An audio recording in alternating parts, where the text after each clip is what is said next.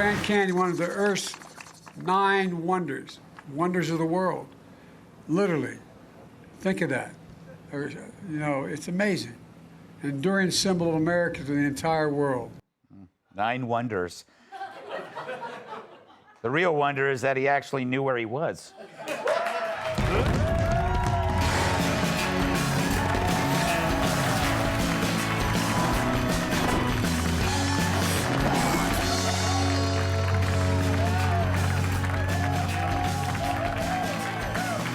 Delicious water. Ah, yes. Happy Wednesday, everybody.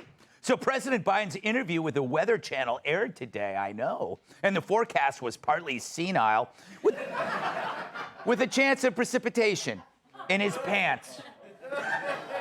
The only things cloudy were Joe's memories, especially when it came to phone calls with Hunter's business associates.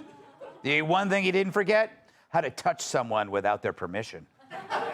Are you prepared to declare a national emergency with respect to climate change? I've already done that. It is the existential threat to humanity. So you've already declared that national emergency? Well, in the practice, you got a bug on you. Oh, thanks. Appreciate it. That's the first time any woman has said appreciate it after making contact with Joe. But if he's really concerned about the climate, you know what he should have done? He should have eaten that bug. It's a tasty but tiny carbon footprint. But it is so cute. It reminds me how Joe was always brushing the cocaine off Hunter's lapels. And also how he was raised in a town called Claymont, Delaware. I was raised in a town called Claymont, Delaware. Okay. When you got up in the morning, my mother would drive us to the little Catholic school we went to about 3/4 of a mile up the Philadelphia Pike. The first day of frost, you turn on the windshield wiper, there'd be an oil slick. Higher cancer rates than almost anywhere in America. Yes, that infamous oil cancer. I believe you get it from corn pop. But hey, it's like Mom used to say, out of everything bad, something good will come if you look hard enough for it. My mom used to say, out of everything bad, something good will come if you look hard enough for it. There's an enormous opportunity.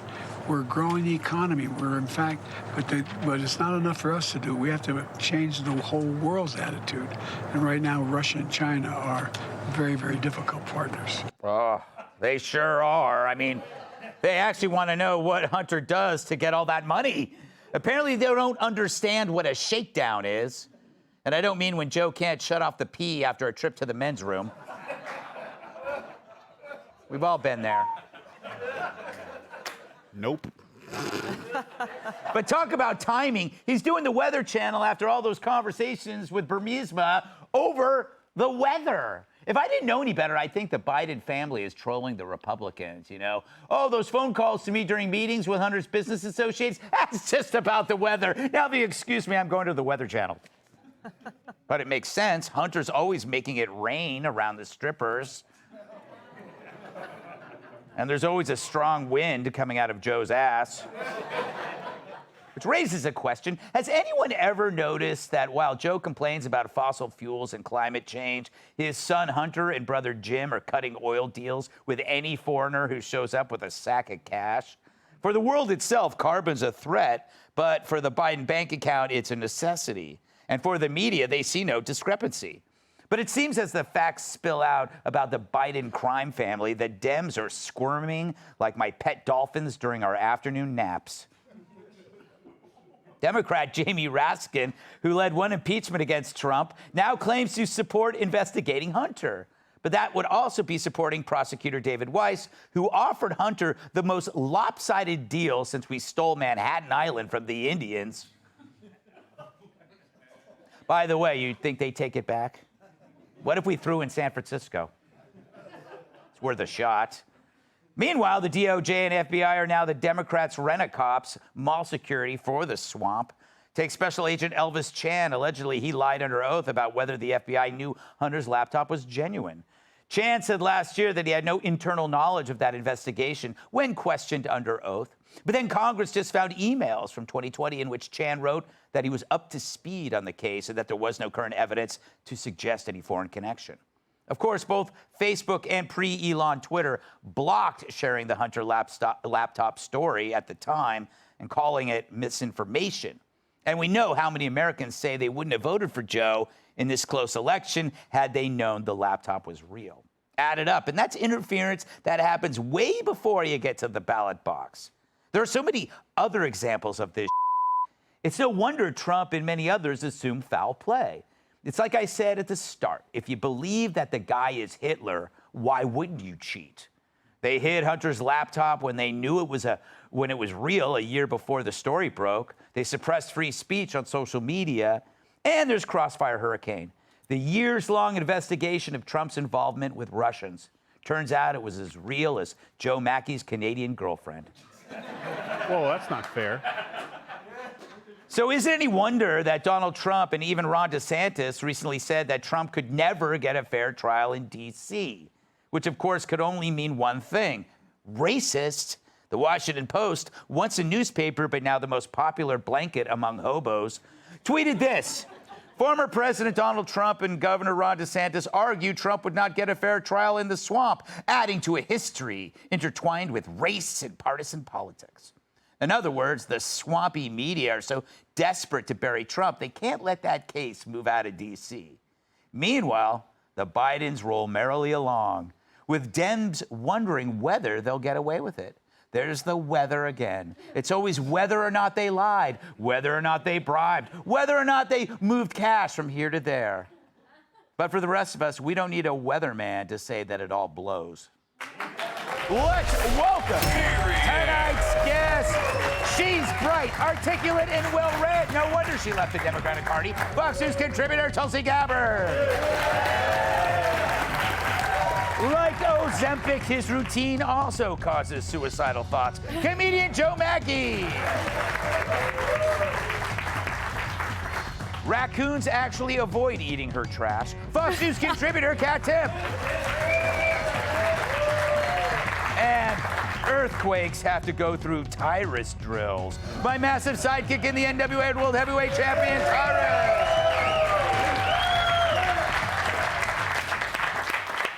Joe, welcome to the show. Thanks, Greg. That was a cheap shot about my Canadian girlfriend. I love you, Beverly. Yeah, I've never met her, though. You keep talking. You have a picture of her at the desk, but it looks like a picture you might have got with the frame.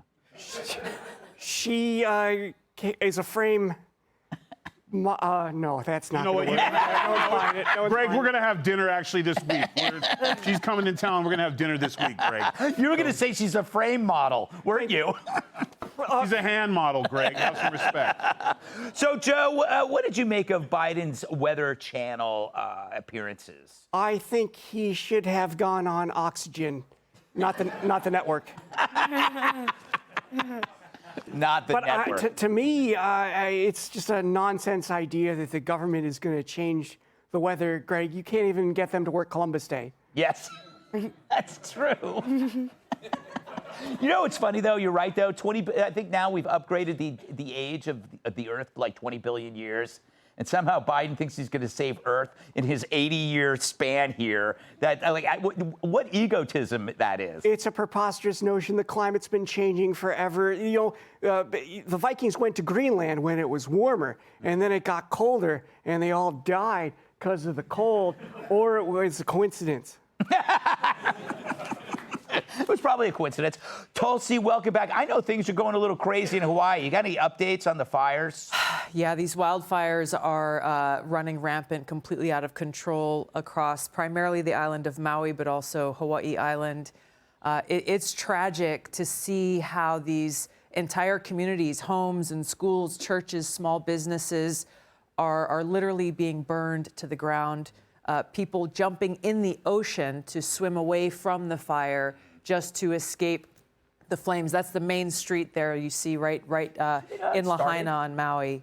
I don't know what sparked it, but it has gone out of control because of Hurricane Dora that's moving southwest of Hawaii, and it's continuing to start to move to different parts of the island. So just for everybody, keep the folks in Hawaii in your thoughts and prayers, and we're amassing support to be able to help them through what will be a pretty comprehensive rebuilding, some kind of recovery out of this. The worst is not over yet, unfortunately. Yeah, you don't think of wildfires when you think of Hawaii, you know? The islands are small. It's not like a wildfire can go and and run around without touching people. There's entire communities being destroyed right now. Well, let's pivot then to this topic, which is about, I guess, about another disaster that goes by the name of Joe Biden. See how I did that? That's why I'm sitting here. And you guys in the audience, no, you don't have to applaud, but we'll meet later. I have some things I need fixed. What are your thoughts on his Weather Channel appearance? You know, what was interesting is he's talking about, the existential threat of climate change. And I actually saw an interview that Tony Blinken did on 60 Minutes Australia a few days ago, where he was asked directly by the 60 Minutes reporter saying, what is the biggest threat facing humanity? Is it nuclear war with Russia, or is it climate change? He basically said, oh, well, they're kind of equal, but there's no doubt that climate change is the most existential threat we face. In his entire 4-paragraph response, he did not once use the words nuclear war. Amazing. So they're spending all this time focusing, telling people, you got to be afraid for your lives because of climate change, and yet they're doing so to hide the fact that they are leading us to the brink of nuclear war that would destroy all of humanity. The strangest war ever, I have to say, because it's like it's not happening while it's happening. It is the strangest. They never talk about it. They never talk about it. And when something happens in the war, they then go, well, they're going to retaliate. It's like, but that's not a war, right? War is constant. They don't just say, oh, they did this, and now we're going to do that. It's a weird thing. Anyway, I'm off topic, Kat. Pull me back in with some spot-on analysis on Joe Biden's performance. I'm so glad you asked. Yes. Because I want to talk about oil cancer. Okay. He brought it up again. I know. He left the door wide open for us to finally get answers here. Yes. For her to be like, Mr. President, I'm so glad you asked. Do you, in fact, have oil cancer as you claim to have on July 20th, 2022? Yes. She didn't do that. No. She said, let's talk about Gen Z. Yeah. No, let's talk about oil cancer. Yes. I feel bad for Joe Biden at this point. He really wants to talk about this oil cancer issue. What does he have to do to get someone to be like, you know what, you keep talking about oil cancer. Tell me more about that. Which is probably why, of all the places that the leader of the free world has platforms available for an interview, they chose the Weather Channel airing at 6 a.m. Yes. Yeah, it's quite an audience. Tyrus, thoughts on this great day? I mean, first of all,